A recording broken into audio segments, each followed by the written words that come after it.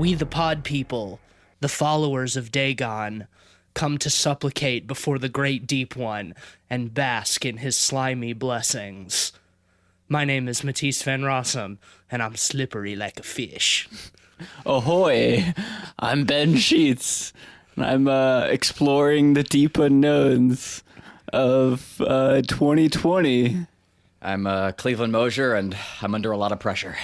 Well, much like deep-sea divers, we are plunged into the great depths, the great inky unknown of 2020. And we've been spending a lot of time down under. Down under what? Pressure pushing down on me. Pushing down on you. Squid monster's bad. Underwater. Under pressure. Well, that's right. We're talking about our second film of the new year, the new decade. The brand new film Underwater, directed by William Eubank and starring Kristen Stewart, Jessica Henwick, TJ Miller, Vincent Castle, and John Gallagher Jr. More like William U-Boat. Damn, good one. This film is about a crew of aquatic researchers who work to get to safety after an earthquake devastates their subterranean laboratory. But the crew has more than the ocean seabed to fear. Even though that is more than enough. Right, no kidding. This has been one of our more anticipated films for a while. We've been getting bombarded by trailers for months, and I was excited yet skeptical to go into this movie. You know, it definitely had some warning signs, some red flags. It comes out in January. It's PG-13. They sure do show a lot in the trailers. Yeah, I wish they hadn't.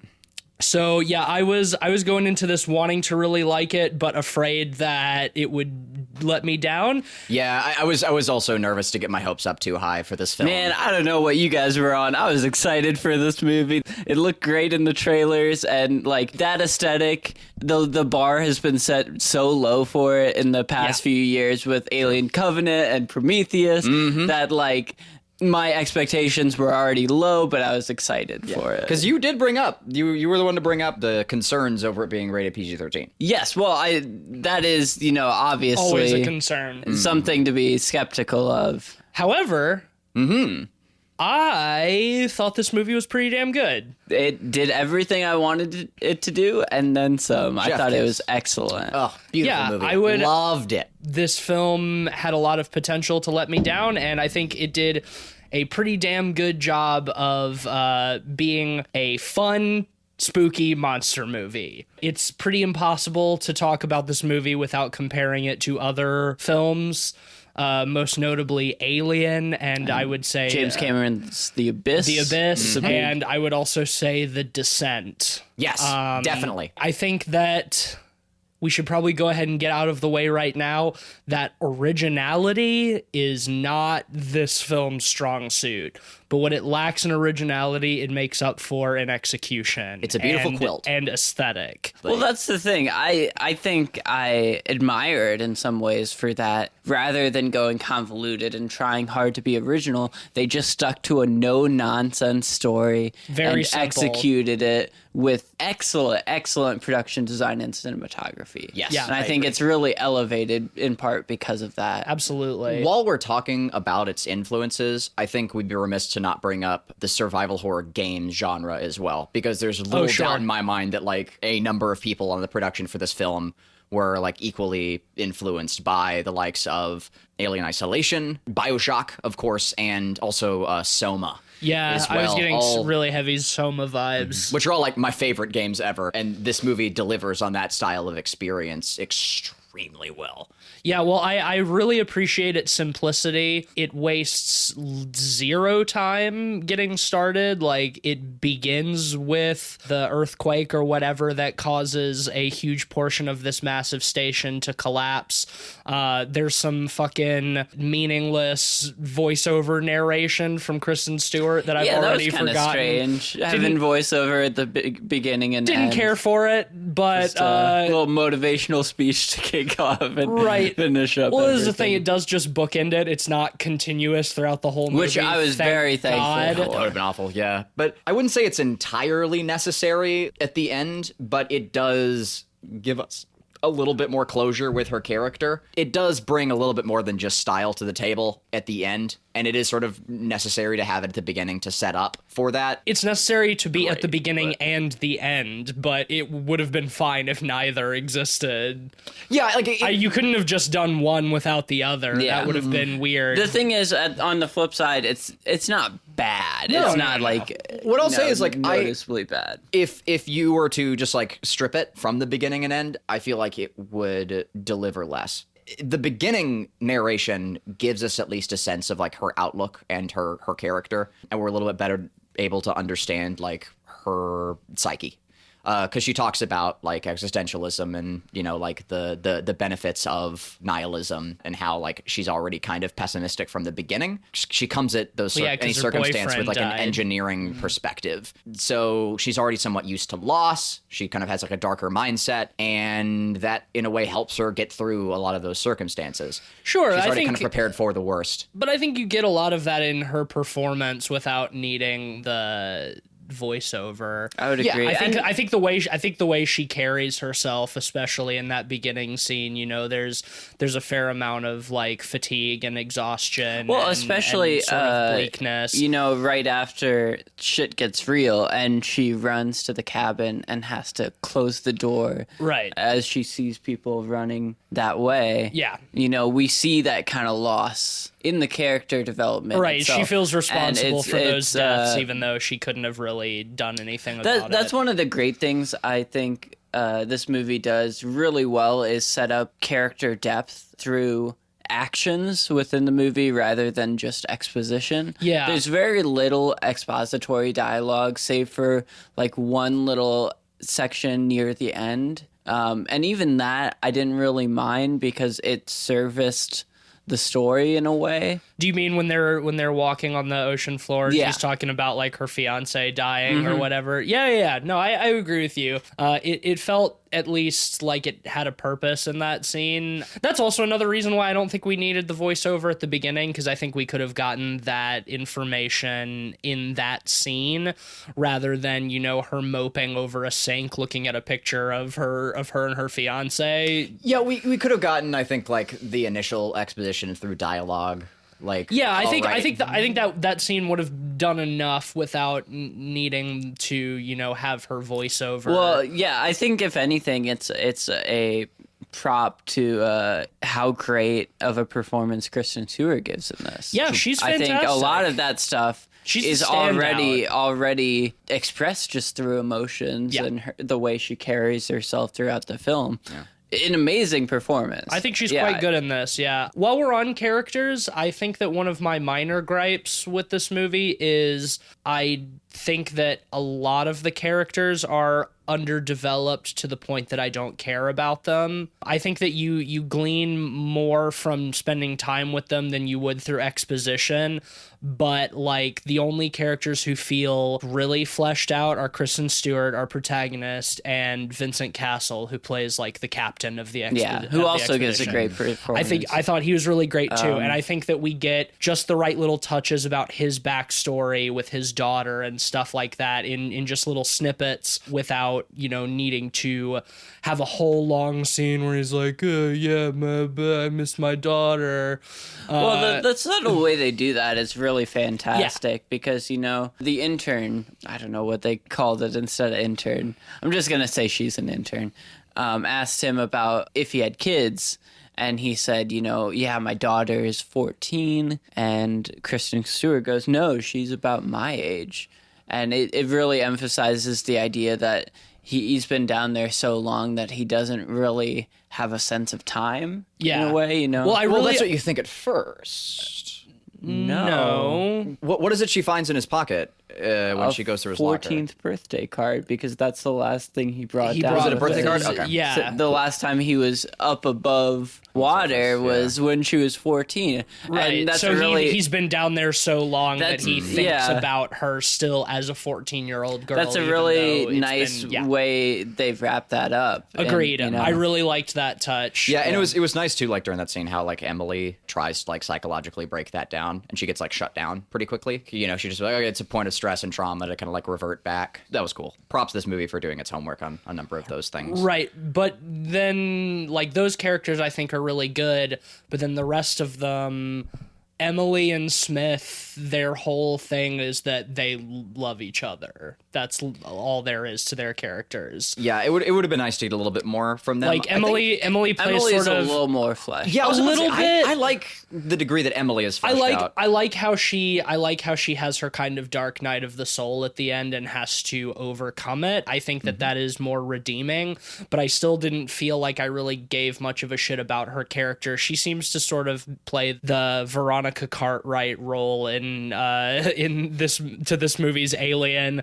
She's just the one who's like hysterically scared for most of the movie, and then she sucks it up at the end and is one of the ones who gets away. Yeah. I appreciated too, like how Smith, like his character was sort of reduced to like a princess in the tower. He had to like be saved by them because like his oxygen suit wearing out. Oh yeah. So like they had to drag him along across the ocean floor. Like the fact that like there wasn't the moment where like you have to leave him behind or whatever was good. I appreciated that. Yeah, sure. And I think even though I find TJ Miller as kind of an insufferable personality, I think his character was somewhat fleshed out. Yeah, I thought so. The kind of jester of the group. All yeah, of his and jokes, he was toned down. I'm glad he wasn't more over the top. He was still the comedy relief, but it felt more like sardonic, like trying to cope his way through a bad situation. It wasn't And taken not to only the using point where humor, he derailed the movie. right? Yeah. Not where he's just cracking jokes all the time. It's like he's trying to keep himself sane by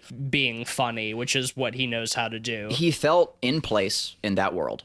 And yeah, sure. also, I felt his character was largely redeemable as well because his jokes he wasn't just cracking jokes to make himself feel better. He was trying to boost morale across the whole group. Yeah. And that's pretty admirable, like in that sort of situation. I appreciated his character a pretty good deal. Well, and also he dies before he has a chance to get annoying. So. Yes. That's another big plus. I can see where you're coming from with characters being a little underdeveloped, but I think it's for not a movie really like what I'm this, looking for in this movie. It wasn't aggravating. Like I understand you have to have like a certain number of people who are just bodies, like people who just need to die.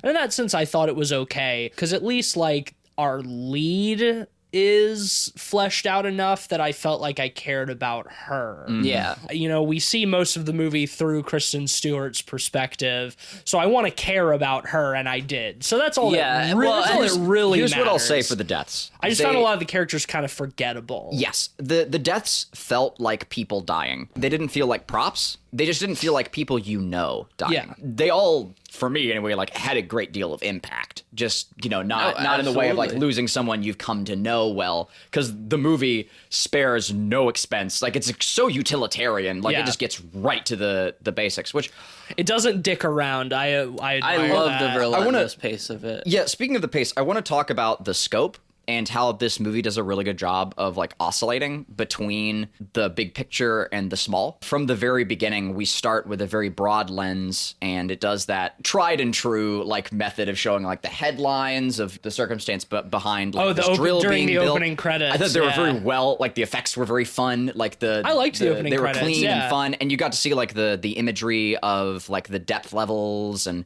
it really made you feel like you were researching it. Most of those sequences in films do a poor job of that in that they just feel like exposition, and that's the only purpose they serve.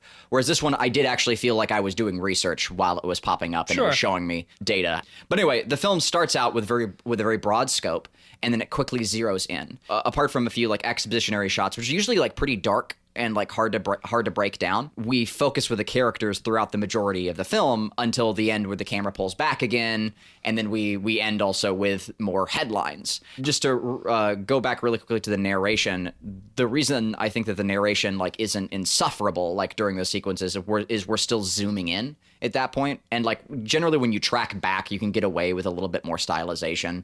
It's when you zero in on the characters like where that sort of stylization can be like really off-putting and feel inorganic. So at that point in the film, like those points in the film we're still like oscillating inward, and we're still like moving into those like singular characters in this large world. If we had that like narration during those sequences with the characters, it definitely would have felt inorganic. But you know, at least it being bookended like that, it helps bring us back out in scope. She's by herself, so it's like you can think of it as like an inner monologue, maybe. But even so, I just don't think it's necessary. I don't think it's terrible. And going off of that, I think the headlines at the end, I wasn't a huge fan of them personally. I thought it was such a powerful ending to cut to white. Yeah. That having the newspaper stuff after that. Well, I thought there was like a pop song over the credits, I didn't like. Well, the weird part was it had the newspaper headlines, but it didn't really have any credits. It was just the headlines without any credits. I was expecting credits with it, and that would be more forgivable because it's just like, it's an addendum. Yeah, it's an addendum, you know, movie's over. Right. And since it didn't have any credits in there, it's just like, no, this is the real ending of the movie. Right, All of these news stories. And it's a weird That's a good point. distance from such a personal journey throughout because the we've film. oscillated back out. Yeah. I can dig that. Like, I think the pop song didn't help. It was a weird choice, and it felt very like executive. Like, we've got a Guardians of the Galaxy. We got to put some like a pop song in there somewhere. I like, agree. It's like such a common trend right now that like at least it's not during the film. For sure. Like that would have been nightmarish. And on that quick note, sound design 10 out of 10. Like, that makes the film like the sound design is incredible, especially how smoothly it transitions from interiors and exteriors, and when they're walking around on the bottom of the ocean, and you'll get cuts to inside their helmets, and it feels much more claustrophobic. And the sound it's changes. incredibly immersive. It's really well done. It's funny because I know right now the big Dolby movie is 1917. Like all the Dolby theaters are showing that, but I wish I could see this movie in Dolby. Oh yeah, because I think the sound design is so encompassing and immersive. Rich. Yeah, that it just asks to be consuming the audience. I think on top of that, the score as well is really excellent stuff. Perfect. A lot of the synth stuff was a nice balance of soundscapiness and like arpeggiation. Well, I liked too that a lot of the music is like in preparation for the big action moments, but that there's not as much music during those instances.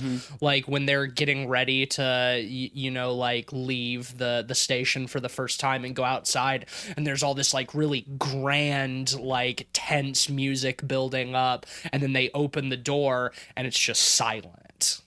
Like that, that I really liked. This film is aesthetically extremely similar to Alien. I like it. I think it goes beyond the point of being homage. I would say. I think it does Alien's aesthetic better than Prometheus did. I think so. I agree. I think you're right. I agree. I think coming off of like rating like Prometheus aesthetically is like one of my favorite films. Well, it has the same kind of. This does a better job. It does the same kind of like low tech sci-fi. That's what I was going to say. That almost really freighter, space freighter. Right. Exactly. It's very type of thing. It's very industrial. It's not sleek. It's to borrow the word you used earlier, Cleveland, utilitarian. It's meant to serve a purpose and to be able to work under extreme conditions, i.e. 7 miles below the surface of the ocean. And so like it has that kind of ugliness to it that I really like and that works extremely well. Like I said, I think it is so reminiscent of Alien that it goes beyond homage though. I think I think that you could. Where I think it worked extremely well, and it's just another. And I'll go on a little bit about this, or a lot actually about this, like throughout the podcast. It's a great testament to the world building, because I was noticing that the era of technology changes throughout the stations and the rooms that they go to, right? Implying like just how long this has been under operation. Well, when she finds, and it feels so much more lived in, because like different areas on the ship utilize like tech from different future eras. Yeah. And so some of them feel, and none of them feel like in their design, like in their casing, they feel like there's almost like an 80s vibe, but the screens and the UI, like it never feels like dial up or like a right. It feels like old modern. like green screen tracking stuff. Like it does feel like a believable future. Yeah. One of the iconic elements of like Aliens tech is it feels like 80s tech. And this film does a good job of making it feel like future it feels tech. like believable future for the late 70s. Mm-hmm. Is what in Alien, yes. In Alien, right. Yeah, it feels futuristic, and that's now part of its charm. It's like that's not what the future would look like. but I mean also like at the same time, in Alien the Nostromo is like a freighter vessel, so it's like they wouldn't necessarily be putting like the highest tech like nice stuff on it. It's once again, it's utilitarian, it's meant to serve a purpose, and this movie captured that to a T. And while I think that you would be well within your rights to say that it is a ripoff of Alien, because I think that is a fair assertion, or at least imitative. Yes, the reason why I think that it's justified is I think it captures a lot of the same kind of themes as Alien, as the fears of the unknown and being trapped in an inescapable hostile environment. And in many ways the bottom of the ocean is very similar to space. Oh, absolutely. And the way they present that is in a way that feels alien, to use the definition of that word. It feels like another place. And I love that the movie starts in the station and ends at the bottom of the ocean, that we are never once in the film above the water. In a lesser movie, we would have the whole opening sequence of like 15 minutes of, we're gonna drill to the bottom of the ocean because we're evil capitalists, but we gotta assemble our team of crack scientists. We gotta go all around the world and get them, and then, they take them out there on a boat, and they say, well, how long are we gonna be down there? And they say, oh, well, you're gonna be down there for 6 months, so say goodbye to the sunlight, get your last good looks. And it's like, no, this movie jumps us in, they've already been down there for months, and it's like, well, years. Some of them years, yeah. It's like you might as well be out in space, like you are effectively just as far from the comforts of home as you would be if you were in the vacuum. Yes. Well, it's funny because while I think this movie aesthetically takes a lot from Alien, I did see some other inspiration. Sure. A lot of those stark silhouette shots that we got several times in the movie reminded me of like Blade Runner 2049. I saw some Descent influences. The Descent, heavily. Especially with the use of darkness. Negative space, yeah. To further go off of your point, Tease, an example of a film doing it that way would be something like Deep Blue Sea. Yeah.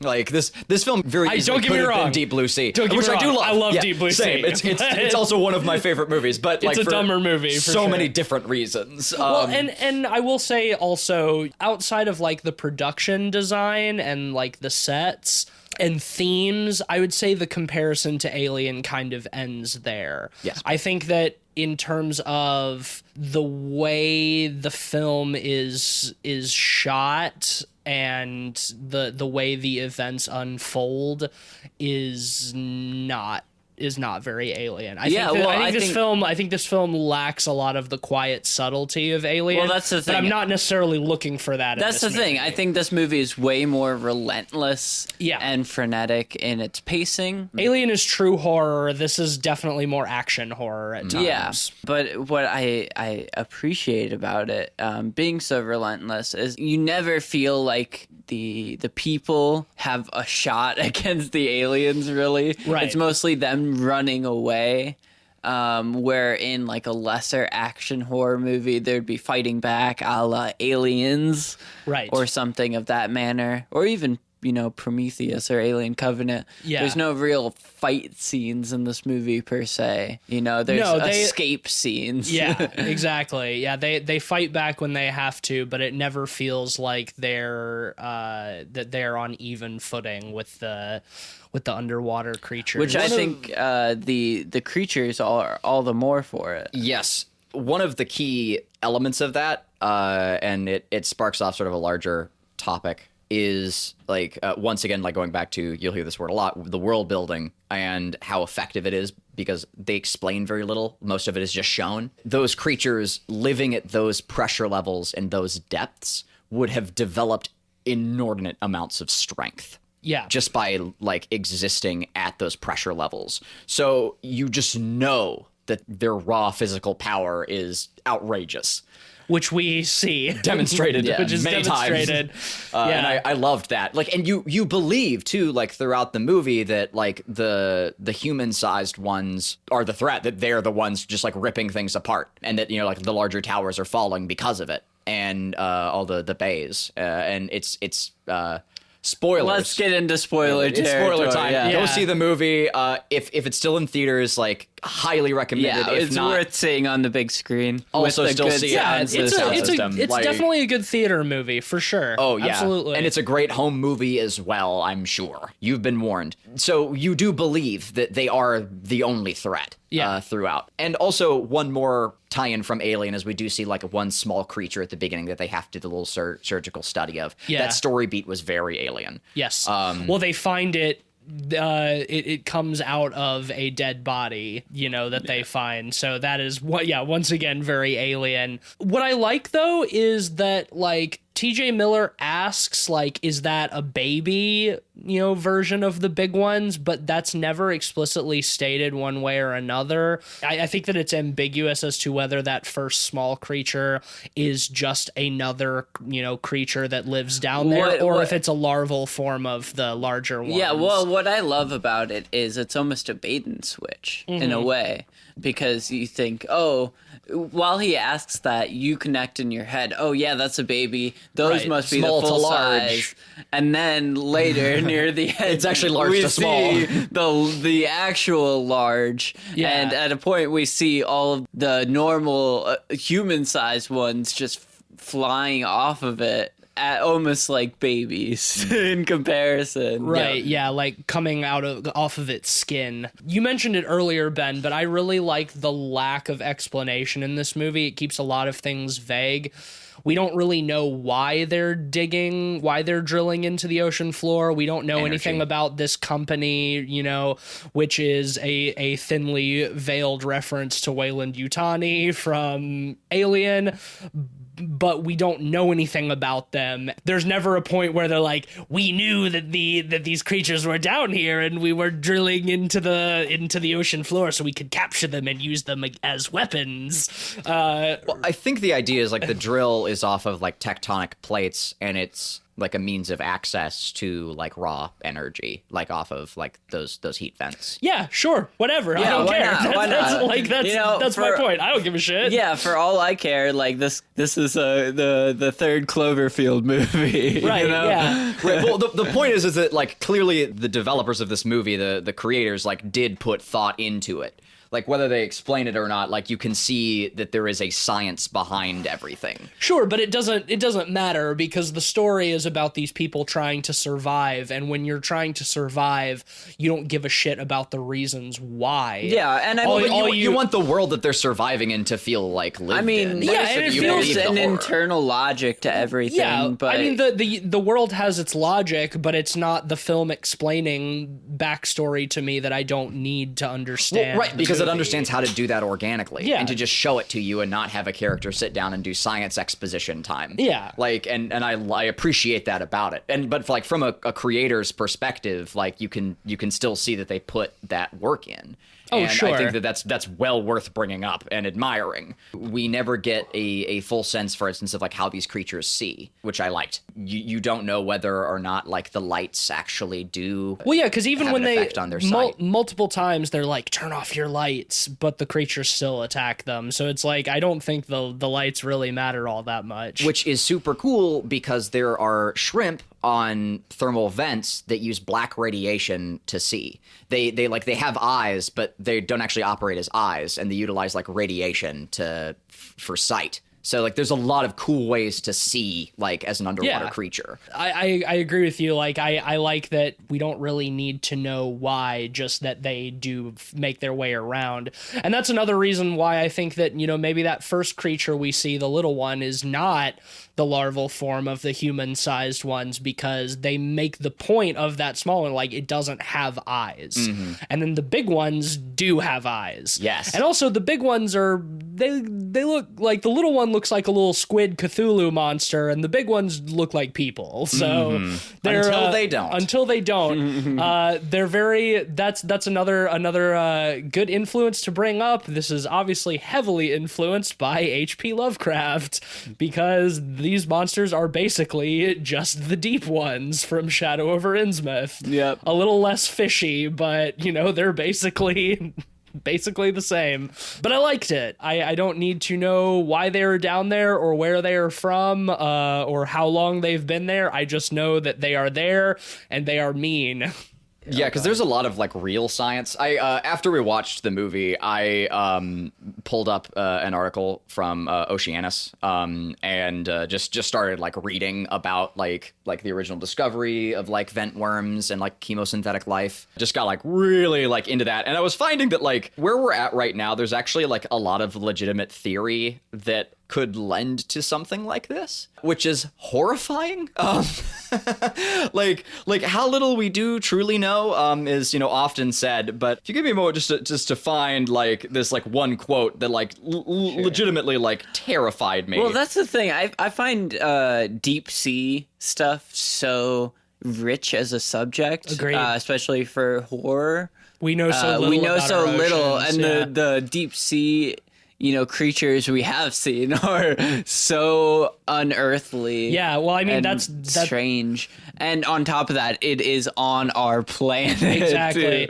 Well, I mean, that's why sea life was so influential to the creature designs in Lovecraft's work, is because, like, in the early 1900s, people were just starting to see those kinds of creatures for the first time, you know, or the common knowledge was, you know, being spread in scientific journals and stuff, and all of a sudden a lot of the world was being exposed to very strange and bizarre animals that they'd never seen before. And like, if you're a horror writer, that's like excellent fucking material for you to use. Yeah, and it's like equally horrifying to like go to the root of like the modern science behind it and not have it be necessarily disproved. Yeah. To have those things still open. Like, let me just read this to you real quick. Like, it's and I might read a couple of more parts of this article because it is legitimately fascinating and terrifying. There have always been a great need to place hydrothermal systems in more of a quantifiable biochemical context for the rest of the ocean, he said.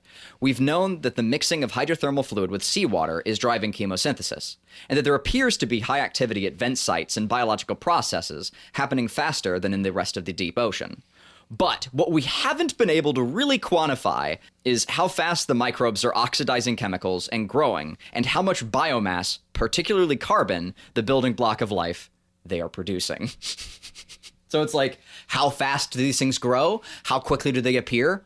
We don't really fucking know. And the article goes on to say, too, that in 2009 or so, like in the past decade, they went back to the original place that they first found life off of one of the trenches. They went back to the location, and they found that it had been like entirely destroyed by like magma currents and whatnot, by like volcanic eruptions. Mm-hmm. And like all that life was gone. And they were trying to figure out, like, originally they thought that the distance that the microbes could travel, essentially like the baby equivalent of these creatures could travel, was not great enough to like reach another thermal vent.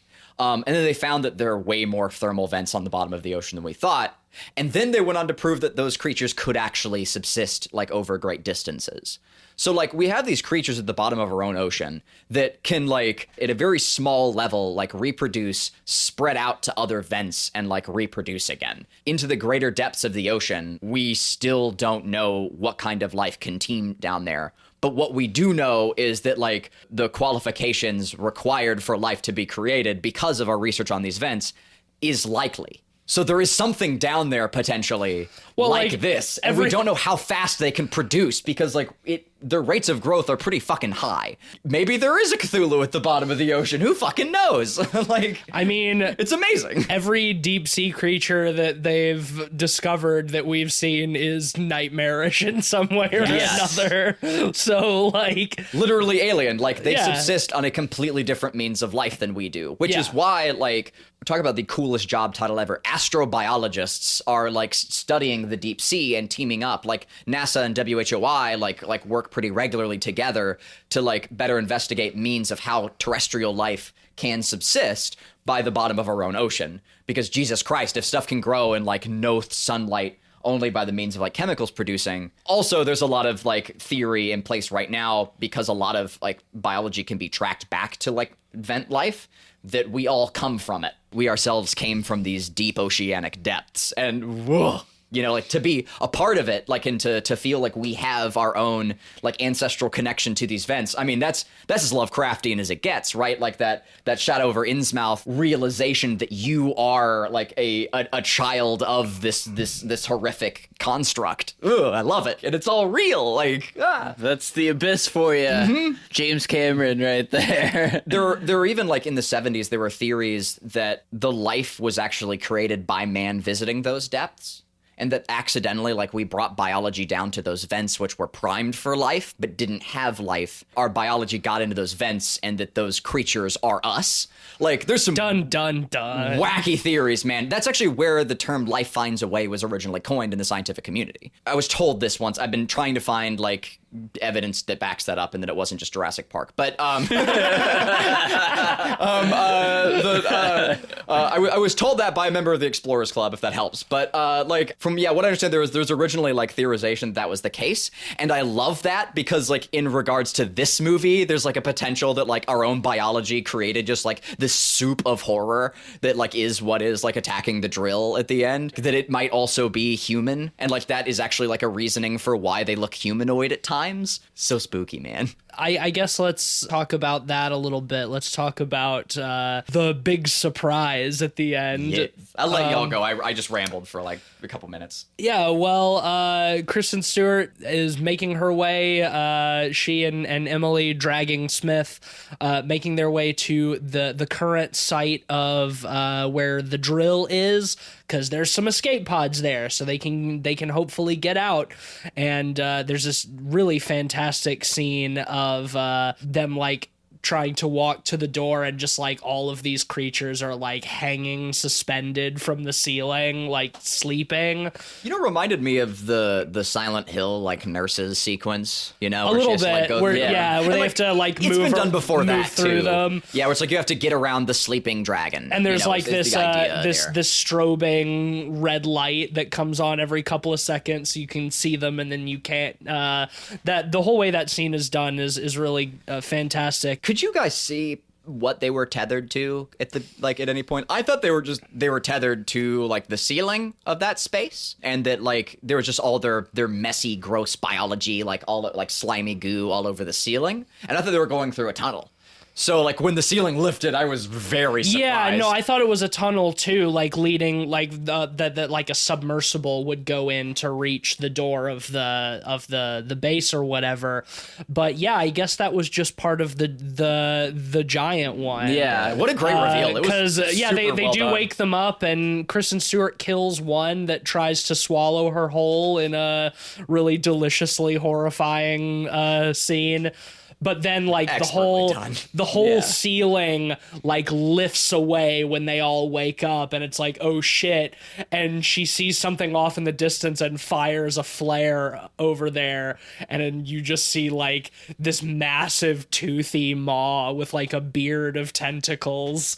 And like it's just like a spark of it off in the distance. It's even then it's so subtle. And it, you know what it really reminded me of is it came out in the past decade, but it was the Call of Cthulhu movie that was like done like with like period technology. Oh yeah, I never saw that Me one. neither. The It's- one in the black and white. Yeah, it's very high really on my wanna list, see but it. there are shots in it of like Cthulhu rising from the ocean depths that look very similar. Yeah, they did another one like that for The Whisperer in Darkness. Also in the 2000 like what was it, like 6 or so, like Godzilla. No, that was like 2014, like Godzilla movie. Yeah, the Gareth Evans one. Yeah, that was 2014. Like the shot with like the flare that goes up the side of Godzilla. Yeah. Like it reminded me of that, but like Well, it's kind of Chef the Kiss, it same, was so but well just done. like Yeah. I just love like this endless black void of ocean, and you just don't know what is lurking out there, and it could be something titanic as we've Yeah. seen. The thing I love about how they present that too is while we definitely see more of that monster, and I'm very happy that we Yeah, do. we you see know, it pretty well later Yeah, on, yeah. It never feels like they're overplaying their hand. No. I think it's still shrouded in enough darkness, in enough unknown. Yeah. That it's still very frightening. Well, here was their saving grace beforehand. They put an ideal amount of focus on just the horrors of like existing in that pressure. The first monster of the movie is just the pressure levels. Yeah, they're the first living at. guy we see die just gets imploded because there's a fracture in his helmet. And that comes to like the other really, really good bit of world building that this film like utilizes, and that's like how like the science is handled around the pressurization. There's a small moment, I didn't think you found it very neat, but like I went kind of like sci-fi geeky over when I saw yeah. that they were using like liquid oxygen like in their amazingly designed like diving suits. The suits are cool. Which They look look like like space suits. Yeah, very like cool. there are a few concept artists online that I think might have been like behind their design, like that I've been like I following love for the a while. ring lights around their head. Oh, it looks so Get good. a glow. And Pretty Dead Space. Dead Space is a huge and when influence in this film as well. when their oxygen gets low, the ring lights in their helmet turn red. Yeah, just like Isaac Clarke's spine in Dead Space. It's like a really Yeah. nice visual cue. It's like danger. Danger, Will Robinson, danger. This person's almost out of oxygen. Yeah, and on that note, there's a really great like science point where Smith's like he gets attacked by one of the man-sized creatures, and like when they're out in the depths, and they're dragging him back in, and they see that his pack has been damaged, and they say to him like, close your eyes, like as they're pulling him in. And that's because like at those pressure levels, like if his suit begins to give a little bit, the first thing that will happen is your eyes will explode. Like they'll pop like balloons. And it was just like, you don't need to see it. You just need to hear them say like close your eyelids, and and that is so much spookier. Like that is the way oh god, that's like it's really good world building. Like, Sidetrack. My favorite movie where they show that is Total Recall. Oh yes, of course. with Arnie. Balloon Yeah. up and just explode. No, that's fantastic. excellent. And with the suits, also just to backtrack a little bit too, my sci-fi geek thought was that they're using liquid oxygen in the back for like pressurization purposes, because they can't just have like an oxygen tank because of like pressure changes as like the oxygen like turns to carbon. So like they have it as liquid oxygen in a package instead that's converted while they're on the go. And later on, when the captain like I was gonna say, detonates himself, is that what Yes! Vincent Castle blows Like, himself and up that's with? why it's so fucking smart. Like, because like it just basically he immediately converts all of his liquid oxygen into oxygen, oxygen, and that's what that detonation is. Which is why it's blue like was the a cool liquid moment, oxygen. yeah. And that's so well thought out, man. Like, and that's what I'm fucking here for. And like, if you don't know what's going on, he hits a button and it's a cool explosion and we're moving on. You know, like you don't need to know, but if you do, it's just that extra bit. And like, that's how you world build, man. You don't need to do like Mr. Science breaking everything down. I know, Just let it not be everything there. needs to Well, be explained. That's Yeah. that's a really good point. I would almost consider this movie hard sci-fi. I would too. You know? Yeah, It's I think very so. science heavy, you know, without being very dry at any point. Like it's the opposite of dry, I mean, I quite think- literally. Yeah, I would agree that it's hard sci-fi where it needs to be, but it also does rely on a fair amount of suspension of disbelief. Because like, if you really wanted to get nitpicky, Well, I mean, so does there's, hard like- science fiction, though. Right. I There's, mean, if it's you still really wanted to get fiction. nitpicky, Yeah. there's no way that like I would want to know what those suits were made out of so that they can withstand the pressure of 7 miles worth of water. Like, because those suits should have been crushed like an aluminum can, you know. But also like, because we never see the world above and we just see this sort of like alien space under the sea, you know, we don't know what time period this is. We don't know if it's supposed to be present day or near future or far future or what. And bless him for that. Well, they still read newspapers, so it can't be that Yeah, I far in the guess. future. Oh, that could just be like their space Reddit. Like that could just be like future Reddit. Like that's fine, you know. They're just articles popping up. They're on like a sci-fi looking screen. Like they're not like newspaper printed articles. Well, like I they're- mean, the ones right before the end credits were kind of newspaper. Well, maybe that's just the UI that like that digital newspaper uses. You know, like you could explain that. Like that's fine. Anyway, overall, I'm agreeing with you guys. I think that this would definitely fall into the hard sci-fi camp. Like everything feels believable within the setting. You could pick it apart if you wanted to, but there's nothing that's like, wait a second, that doesn't make sense. I appreciated that.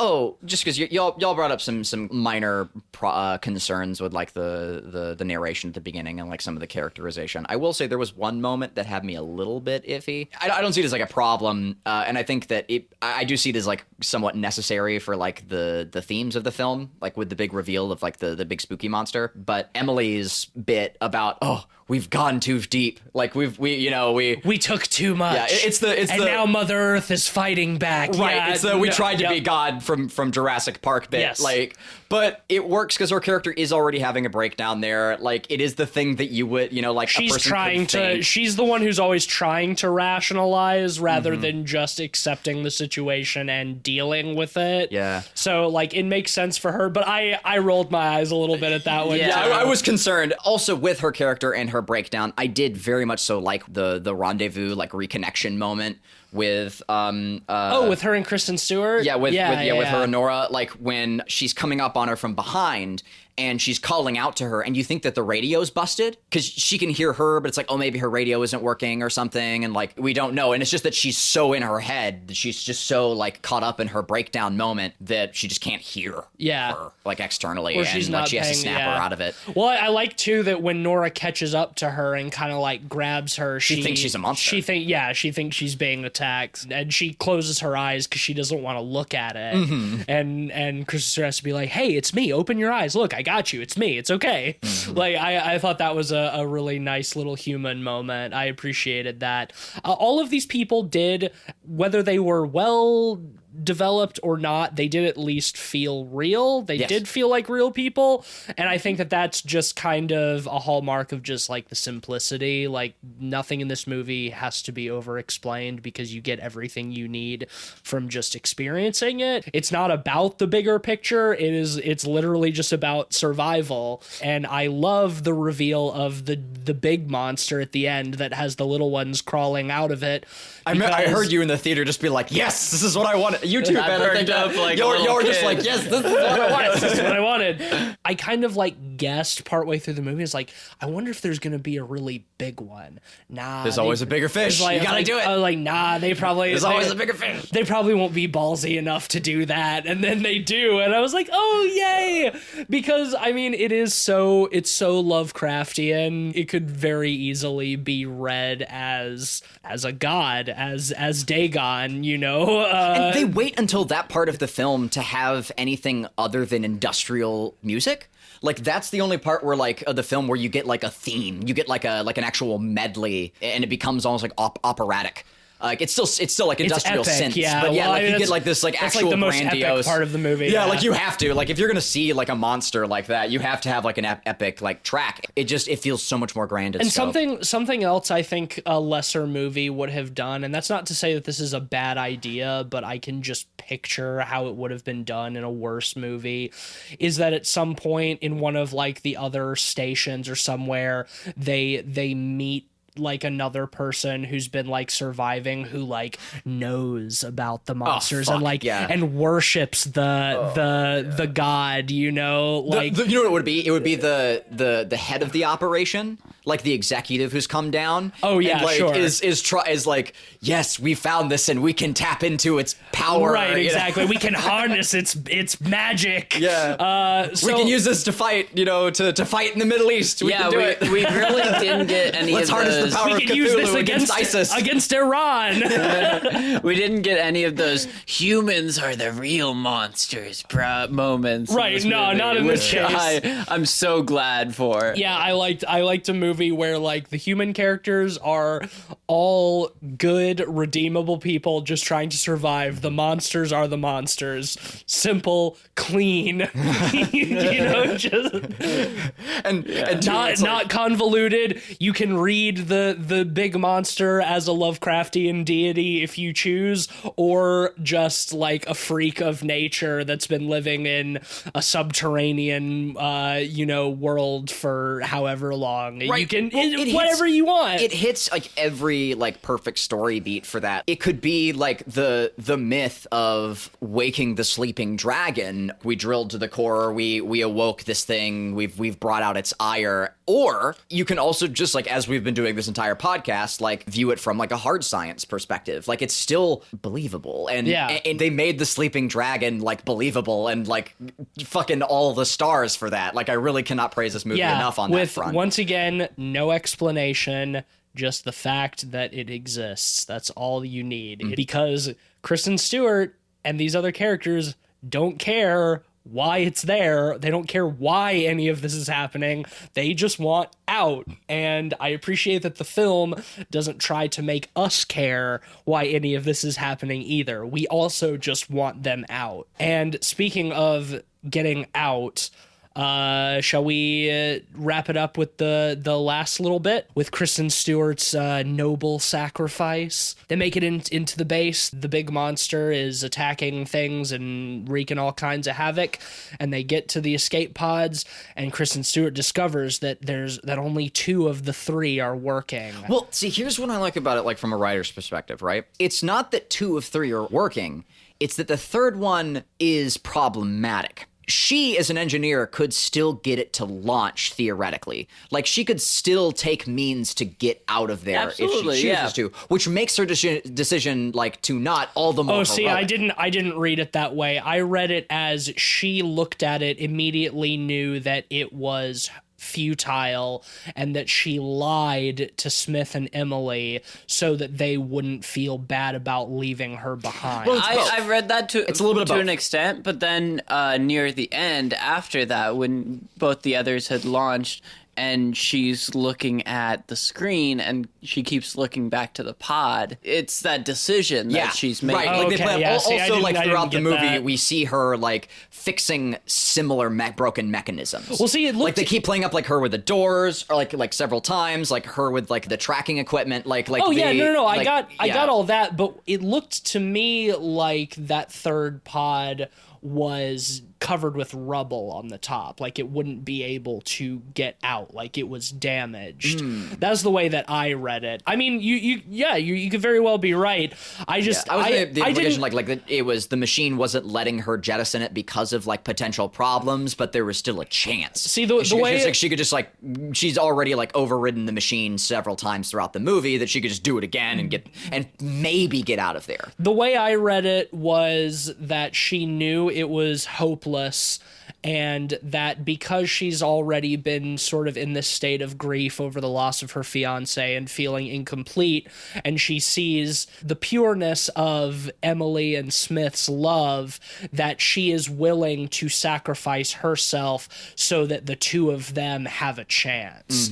So that it was never about her getting out, it's about getting them out, and her sacrifice feels earned because she has that piece of her missing. See, I definitely read that as well, and I think even if the pod was salvageable whatsoever, it makes it even more powerful as a statement, because she's deciding that it's not worth... All right, well, also, she makes the choice to sacrifice herself for them because she sees it like that's the only way that they're going to get out of there. Yeah, because all of the little monsters come off of the big one and they're swimming up towards the... Which look great. They look great at, like, on the little, like, the little user interface on this console. It looked great, like, when they show it. Yeah, super spooky. And so she overloads the core and blows up the drill. Well, also, there's a cool mirroring of themes with that, like, with that decision there, because we see Rodrigo at the beginning put on the helmet for the first, like, kill in the movie, like, when the suit pressurizes and, like, he implodes. Yeah. Afterwards, we have, like, Kristen Stewart or Nora saying, like, he knew it was cracked, but he just had to press on anyway. Yeah. And so he didn't say anything, and, like, that kind of makes his character heroic. And that, like, he was just like, well, I'm going to try and see, but, like, I'm not going to worry everybody else, like, in case it's fine. And I mean, there's a lot of... her own character, like, is sort of presented with that same situation at the very end. So there's a nice, sort of thematic element. Vincent Castle sacrifices himself for her as well. So there's kind of a series of noble sacrifices in the movie that makes it... Yeah, it's thematic. Imagine that.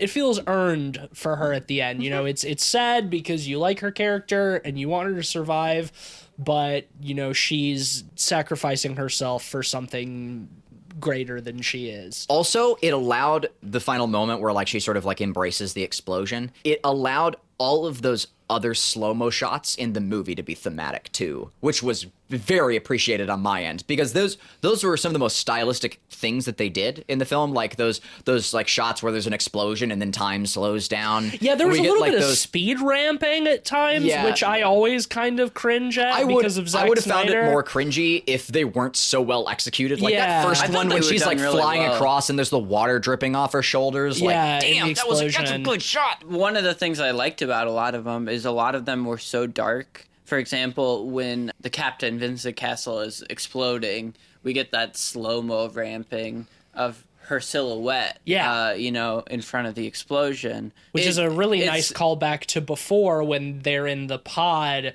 and they see the explosion above them and it silhouettes the creature in the window before it swims away. Yeah. Mm-hmm. Well, a lot of the ramping, it's so stylistic that it doesn't feel cheap. In the way it does because Zack it's not Snyder stuff. Yeah, also because it's not like fight scenes. Yeah, and there's not like action music playing behind it. The only part where the speed ramping was a little bit dubious in my opinion was when she was fighting the monster that tried to eat her. There are a few shots where they did speed ramping in that sequence, and it didn't feel quite motivated to me, but it was short enough, and that sequence is so good and ends so spectacularly with her firing the flare gun down its throat that I didn't. I already want to watch that scene again. It was it was fun. When it comes to just like the time dilation in general, like I appreciated how the film gave you the initial impression that like they had to wait an extended period of time in a lot of those airlocks for pressure changes, and that the journey that these characters have to go from this one section of the station to the other takes course over the span of like an entire day. Once they established like the grueling weight of those pressurization chambers, like they cut past them like very fluidly and organically. Also, how did y'all feel about the dialogue during some of those high-intensity sequences when they're running from stuff and they're talking to each other? Because I felt like it was really naturally delivered, which made it sort of like hard to understand what they were saying at times, and there was a lot of lost dialogue in the pandemonium, and it felt real to me. And a lot of movies don't take that risk, and they put more focus on the dialogue being like clear and audible, which makes things feel stale. And I tend to appreciate like slurry dialogue during those sorts of scenes because they're running around, so they're going to be kind of slurring. I would the say that words. in general, a lot of the movie, in combination with the camera work and the darkness and just the general aesthetic, that a lot of it is quite disorienting. I would say that there are many, many times in the movie where I couldn't quite tell exactly what was happening or what something was, but I got the gist of it enough to not feel lost, and I think that was intentional. Yeah, definitely. And I feel like the sound mixing in the same respect as you were saying, Cleve, was a similar thing. Yeah. It almost, in terms of sound mixing, it almost reminded me of Uncut Gems at times, with how There's loud a lot of people yelling over each other. the music and sound design were in comparison to the dialogue, and how And the Foley, overlapping too. Yeah, just it could be sometimes. Though the specifics of the words aren't necessarily important. It's more like you get what you need to from the delivery and the intensity. Yeah, like a lot of like shouted lines are getting Yeah. lost over like bursting beams and like paneling and Yeah, like, right, shredding. exactly. And like it's hard to tell exactly what's happening a lot of the time, and I think that really lends itself to the movie feeling more claustrophobic and anxiety inducing. The disorientation is actually something I enjoyed quite a bit. Oh yeah, it does a good job Especially- of like tracking in and out of characters. Yeah. Like it knows when to show like a third person shot and when to do like a helmet shot. Like it cuts very nicely Yeah. to like feature creatures at what times. I'd love to see the behind the scenes for this movie. Like I want to know what the little like interior helmet rig looked like to get like the camera, like those camera shots like inside the helmet. You get a vibe that like it's probably like an extended like helmet to like cover Probably. across. Like Yeah. I'd like to see how that was I done. wonder how Or much a- of or the a stuff half was helmet with its open, composited, yeah. composited and green screened in general. Yeah. Because at times it almost gave me a vibe of like a Gravity or something Yeah, like that. I where, agree. Like a lot of it is actually composited, but it's done so well I'd that also- it's not as apparent. I'd also wonder how much of the movie they actually shot underwater, if they built underwater sets, or if the water effects were just digital, because a lot of it like did feel it felt underwater, and I would fucking hope so for a movie called Underwater. Yeah, right. But It's an like important box to check. it a lot of the stuff where they're like walking around on the floor of the ocean, it feels weighty and their movements feel hampered. Yeah, there was by such an the water. authenticity to it. Yeah, some of those set pieces like inside the station where there's like the collapsed view screens on the walls and like the water's pouring down all around them, like, and you see the exposed electronics, like Yeah. very, very good set design, especially for how quickly they move from set to set. Yeah. And how like even though the camera, like a lot I'm of the sure camera there were work is very many- quickly paced. I'm you sure there still were get, many, like, a many sense that repurposed a lot of that was sets. there. I'm sure there were many repurposed sets. Oh, loads. But, like well repurposed. each one feels unique and feels lived in too. Like the set dressing is really good.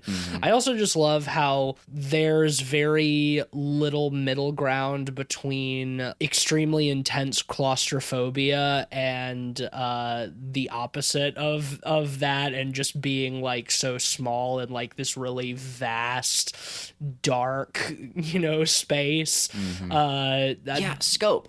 Yeah. Once again, like tracking in and out, like them crawling through those tiny spaces. The only other times I felt like that claustrophobic in a viewing experience was like Resident Evil 7, I think, when you have to like go through the tunnels. Oh, Like, the it's- game. I thought you were yeah. talking about the movie. No, the game. Definitely the game. But I yeah. think they're probably at 7 in terms of those movies, right? Easily. Oh yikes! Yeah, maybe 9.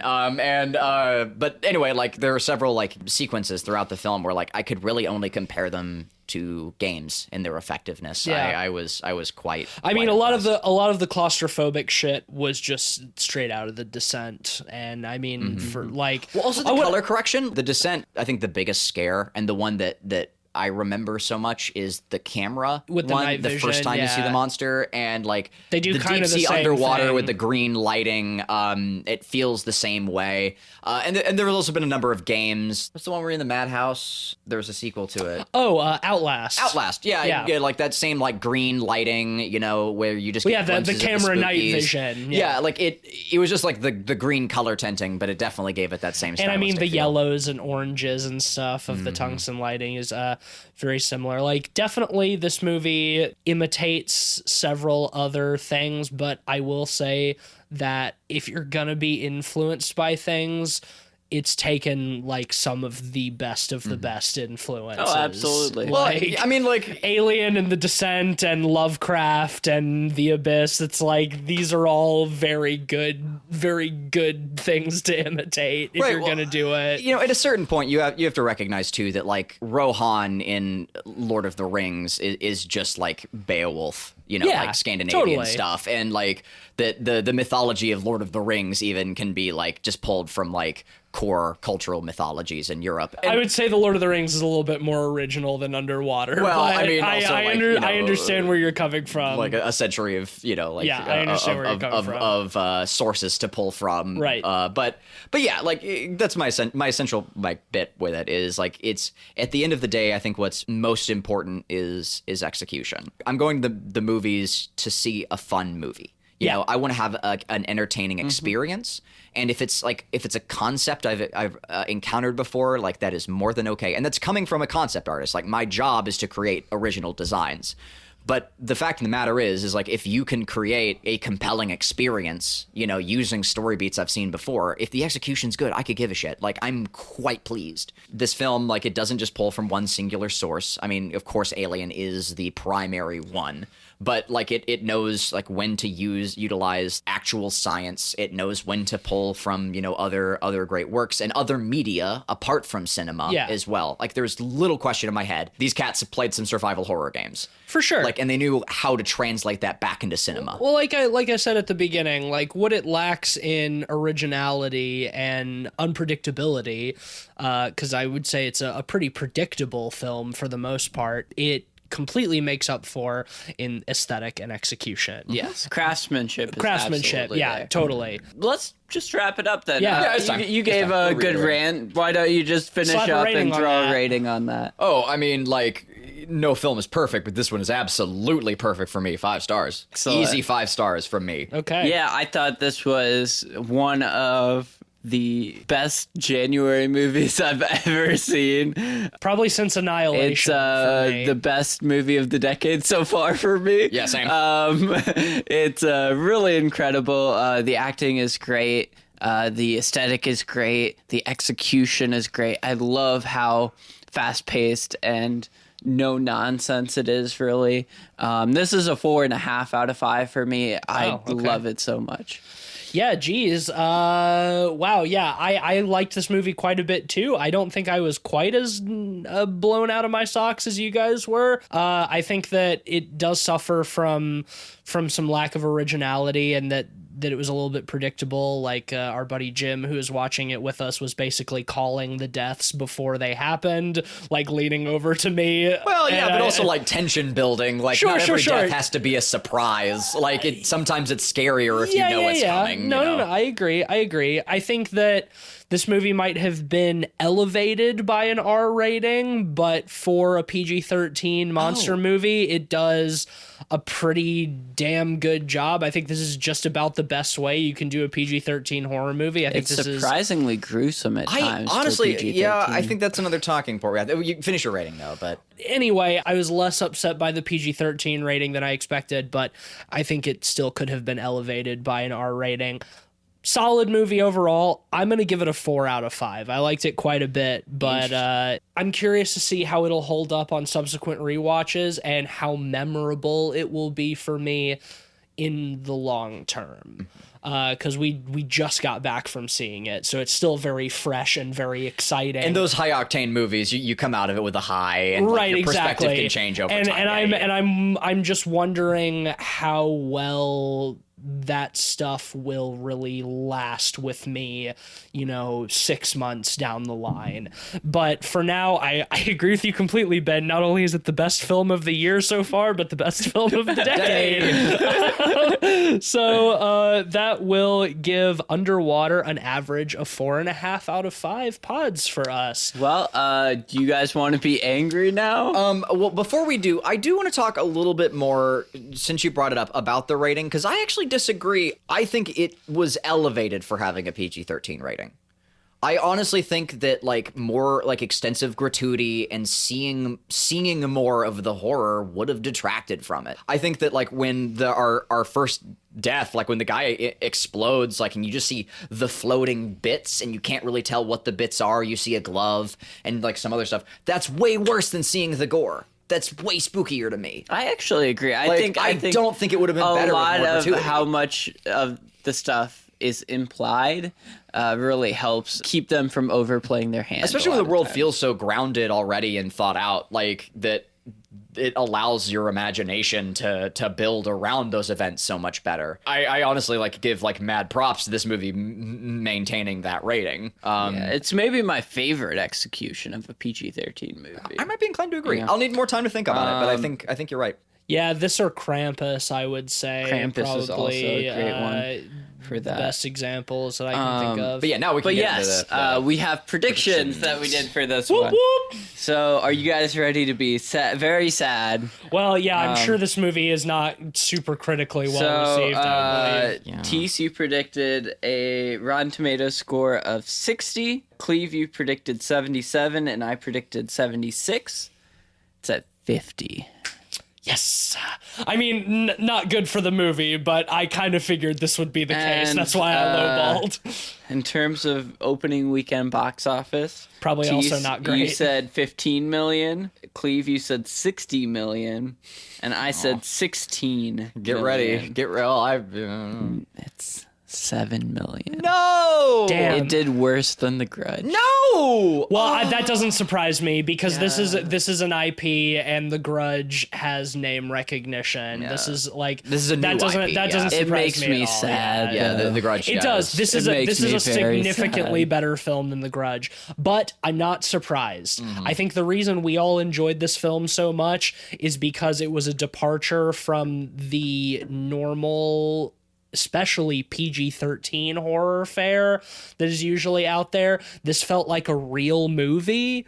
And I think that a lot of horror audiences aren't quite looking for that. They're looking for shit that's more like The Grudge and more like Annabelle and The Conjuring. So I can't say I'm terribly surprised. But what about our preliminary ratings? Well, you hit it on the money. You predicted 4 for yourself. Yeehaw! Cleve, you predicted 4.5, so you were half off. And I predicted 4, so I was half off. All right, Cleve, we're tied. You got all 3 last time. I got all 3 this time. Oh, shit, you're Yep. right. Yep. Step it up, Ben. So next week, not only will we be revealing our prediction results for The Turning, that's we will coming out. also, instead of seeing that movie, we will be seeing a much more interesting movie called Color Out of Space. The highly anticipated Color Out of Space, an adaptation of the H.P. Lovecraft story of the same title, written and directed by Richard Stanley, his grand return to the screen after, 20 years almost? Starring Nicolas Cage. Yeah. So I've only seen one trailer for this movie. I'm super duper duper fucking hyped for this. I love Lovecraft. Richard Stanley is great, and Nick Cage can't be beat. Tune back in with us next week to hear our thoughts on The Color Out of Space. Before we sign off for the evening, if we ever want to get off the floor of the ocean, we're going to need some money to get us back to the surface. So, what's our sponsor for this week, Cleveland? Honestly, I just kind of wanted to read a little bit more of this article because of like just how legitimately terrifying it is. So I don't know, Oceanus, like go read some Oceanus articles, man. Like this stuff is fascinating, frankly. Like check out this quote. What we found is that these microbes are really active and quite fast growing, Sevier said. In fact, based on our shipboard experiments, some can double their numbers within a few hours. That's at least as fast as many of the microbes we find in the surface ocean. That's nuts, man. Like these things like are growing at like super fast rates. I don't know, man. Like Cthulhu's are real. I'm just saying. I'm pretty spooked out. This episode's brought to you by like scientifically like backed existential like horror. I'm terrified, y'all. I would say that the monster in this movie is would be more analogous to Dagon instead of Cthulhu, because Dagon was the father of the Deep Ones, who were the half fish, half people race that lived in the deep sea off the coast of Innsmouth. So despite the tentacle beard, I would say that was really not quite Cthulhu. It's pretty good. Pretty good. I guess that was our sponsor for this week. Well, tell you what. So y'all aren't feeling like you're missing out. This week is brought to you by Day Be Gone. Tired of those horrifying Lovecraftian creatures making everything all aquatic and fishy? Worry no more with Day Be Gone, our anti-Lovecraftian spooky spray. Spray the day away. Spray the day away. Excellent. There you go. Thank you. Spray the day away. I just read it from the copy. Day Gone's Day Be Gone. Get gone and getting with your getting of gone. You go-getters. Get gone with Day Be Gone. Great. All right, well, that'll bring us to the end of this While the week's... getting's good. God damn it. That'll bring us to the end of this week's episode. If you like the show, please go on to Apple Podcasts and smash those 5 stars and leave us a nice review. Tell us what you like about the show. Tell us what your favorite episode is. By God. By gone. By gone. By Dagon. Oops, dropped my phone. You can also follow us on Twitter at PodPeoplePod and let us know, what did you think of Underwater? Are you with us and think that it's an underrated, possibly cult classic film, or do you think it's trash? Fuck you, it's January fodder. You know what? I'm gonna start calling it. Good job, it's January, because of movies like this and Annihilation. You know what? It's January is all about, overcoming that expectation for the movie to be terrible and showing us up. And I that's what I appreciate about it, man. From here on out, I'm gonna start calling it this way worse term, which is good job, it's January. Good job, it's January. Well, you can also follow us on Letterboxd at letterboxd.com/podpeoplepod, where you will find a list of all the films we've talked about on the show with our average ratings and the links to those reviews. You can follow me on Twitter at DeepStateAussie.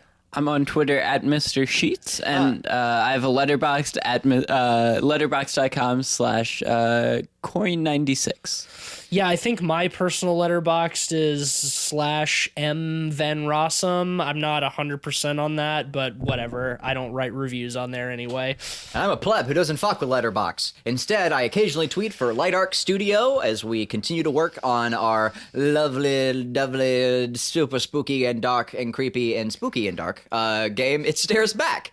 Go check it out. It's on Steam in early access. What we have out is really good quality, and we're extremely proud of it. It's got a nice polish and shine on it. Come give us your thoughts and opinions in our Discord as well. You can also find my work under Cleveland Mosier on ArtStation. Check out some super spooky and cool concept art and design. I'm all about that astral horror, fam.